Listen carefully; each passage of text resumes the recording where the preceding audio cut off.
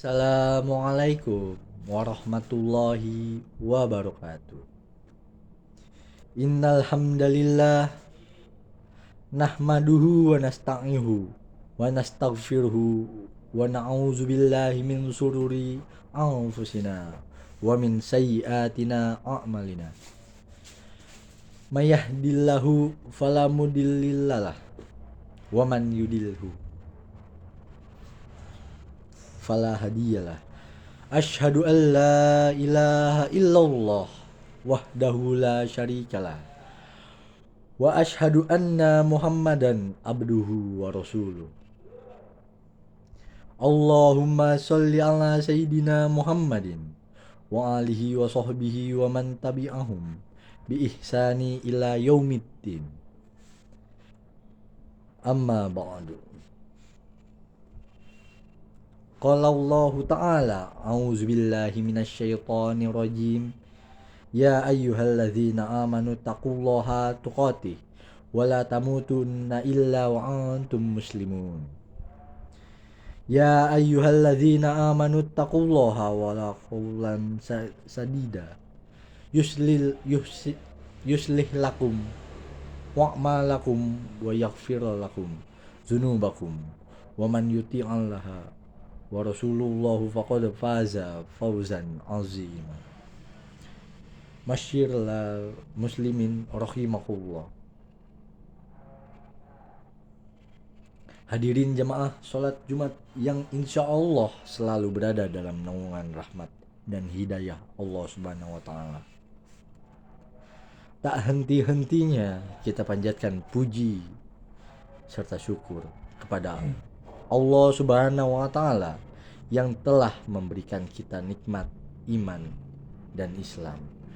Karunia yang teramat besar yang Allah karuniakan kepada hamba-hambanya. Semoga kita selalu termasuk yang mendapatkan hidayahnya serta berada dalam keadaan iman dan Islam hingga akhir hayat. Semoga dan tentunya kita bersyukur kepada Allah atas nikmat berbagi kehidupan yang masih diberikan kepada kita. Sehingga pada kesempatan kali ini kita masih dapat beribadah kepadanya dan dapat mengingatnya serta memujinya. Pujian hanyalah layak dimiliki oleh Allah. Alhamdulillah, segala puji hanya milik Allah. Sungguh tidaklah pantas bagi manusia untuk mengharapkan pujian. Tidak pantas bagi manusia untuk merasa telah berjasa.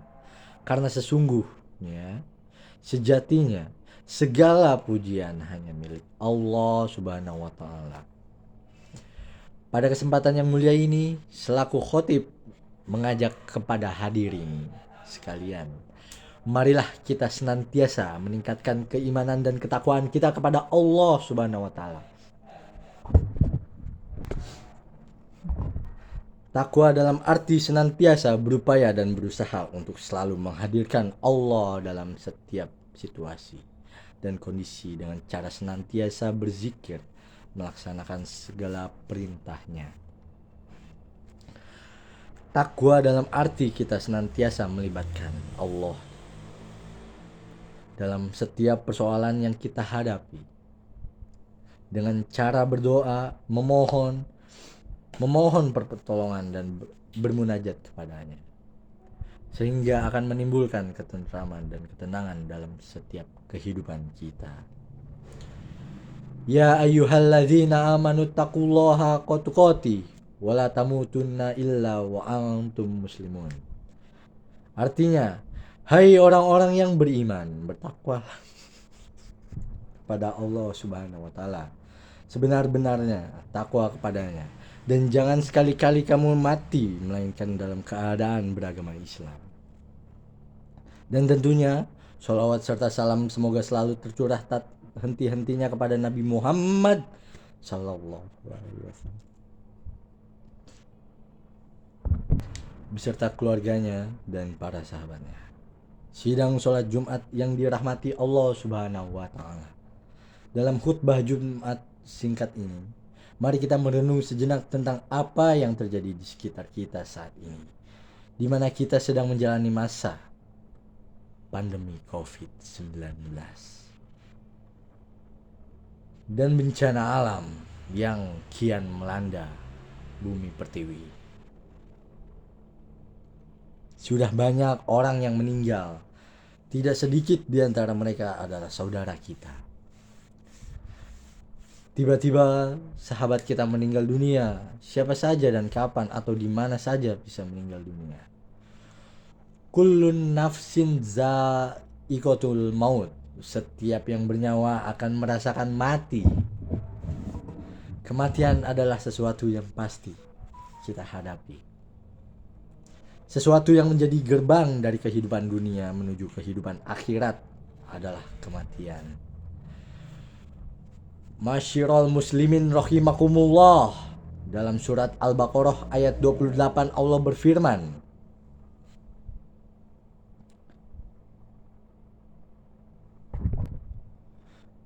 Kaifa takfuruna billahi wa kuntum amwatan fa'ahyakum summa yumittukum summa ilaihi turja'un.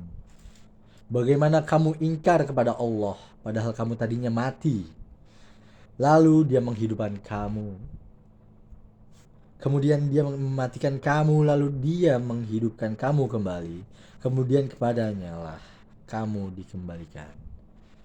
Dalam tafsir Ibnu Katsir dijelaskan bahwa ayat ini menjelaskan akan kekuasaan Allah, dan sungguh aneh orang yang ingkar kepada Allah sementara manusia awalnya tiada, lalu Allah menjadikannya ada di muka bumi ini. Ayat ini juga menunjukkan bahwa kita semua pasti mati. Dan kita semua pasti akan dibangkitkan kembali setelah kematian itu. Jamaah sholat Jumat yang dirahmati Allah Subhanahu wa Ta'ala, maka apa saja kewajiban kita dalam kehidupan ini sebagai persiapan diri kita sebelum menghadapi kematian? Tentunya ada banyak hal, namun setidaknya ada 3 hal yang akan kita bahas kesempatan berharga ini. Pertama, beramal sebaik mungkin. Dalam surat Al-Mulk ayat 1-2 Allah berfirman, Maha suci Allah yang menguasai segala kerajaan, dan dia maha kuasa atas segala sesuatu, yang menciptakan mati dan hidup, untuk menguji kamu, siapa di antara kamu yang lebih baik amalnya, dan dia maha perkasa, maha pengampun. Masyiral muslimin rahimakumullah. Seperti apakah amalan yang terbaik itu? Salah satu indikatornya adalah pekerjaan itu dilakukan dengan istiqomah. Dalam hadis riwayat Abu Hurairah, Rasulullah SAW bersabda, Faina khairul mali wa in qala,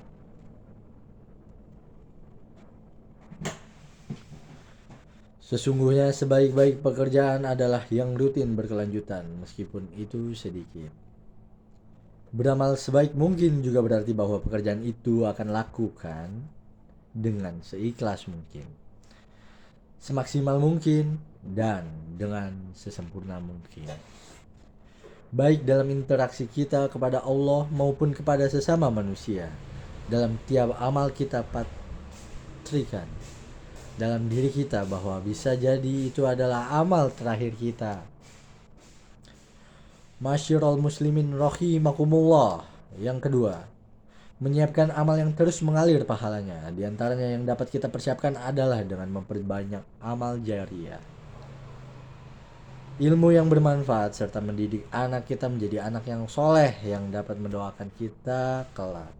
Sebagaimana hadis Rasulullah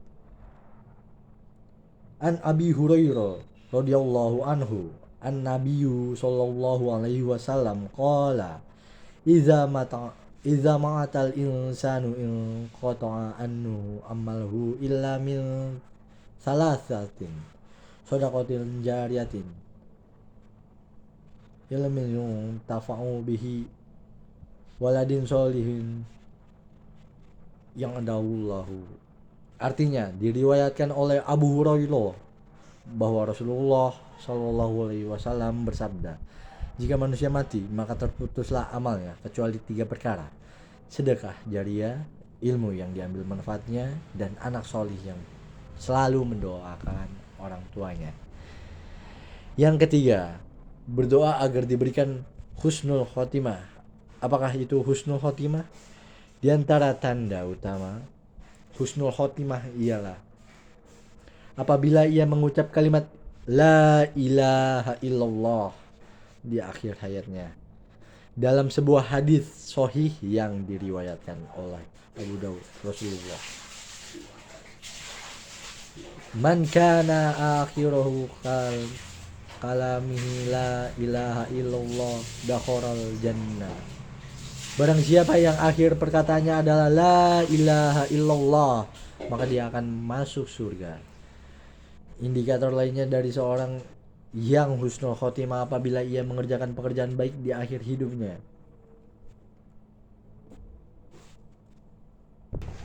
Rasulullah Shallallahu Alaihi Wasallam bersabda, apabila Allah menghendaki kebaikan kepada seseorang, maka Allah akan membuatnya beramal. Para sahabatnya bertanya, bagaimana membuatnya beramal? Beliau menjawab, Allah akan memberikan taufik padanya untuk melaksanakan amal solih sebelum dia meninggal. Hadis riwayat Ahmad dan Tirmizi. Selain berusaha dengan segenap amal soleh untuk mencapai husnul khotimah, kita juga harus selalu berdoa agar Allah mewafatkan kita dalam keadaan husnul khotimah. Akhirnya semoga kita menjadi hamba Allah yang berhasil dalam mempersiapkan kehidupan kita, yang mampu meningkatkan keimanan dan ketakwaan kita kepada Allah Subhanahu wa taala. Dan Allah menjadikan kita sebagai orang-orang yang wafat dalam keadaan husnul khotimah. Barakallahu li wa lakum fil Qur'anil azim wa nafa'ani wa iyyakum bima fihi minal ayati wa zikrul hakim wa taqabbal minni wa minkum tilawatahu innahu huwas samiul alim. Aqulu qawli hadza astaghfirullahu illa walakum walisairil muslimina wal muslimat wal mu'minina wal mu'minat fastaghfiruhu innahu huwal ghafurur rahim.